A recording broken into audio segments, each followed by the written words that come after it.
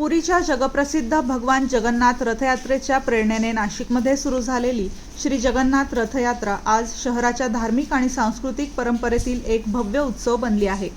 श्री पंचमुखी हनुमान मंदिराच्या वतीने आयोजित करण्यात आलेल्या या रथयात्रेत हजारो भाविक जय जगन्नाथच्या जयघोषात सहभागी होत भक्ती, सेवा आणि सामाजिक एकतेचा संदेश देतात।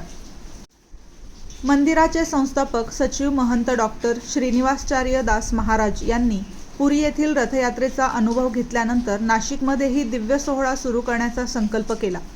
अनेक वर्षांच्या नियोजनानंतर 2023 मध्ये भगवान जगन्नाथ, बलभद्र आणि सुभद्रा यांच्या मूर्तींची विधिवत प्रतिष्ठापना करण्यात आली आणि त्यानंतर रथयात्रेची भव्य परंपरा सुरू झाली। रथयात्रेदरम्यान साधू संत, स्वयंसेवक आणि नागरिकांच्या सहकार्याने महाप्रसाद, पिण्याचे पाणी, वैद्यकीय सेवा आणि विविध सामाजिक उपक्रम राबवले जातात।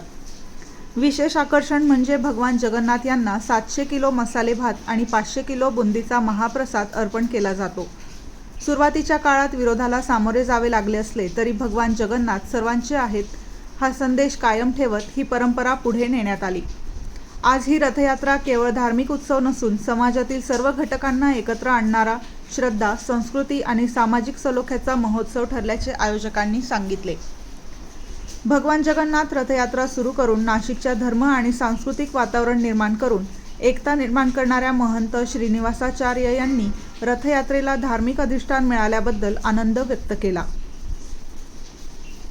MG न्यूज प्रतिनिधी निलेश शेकोकार, नाशिक।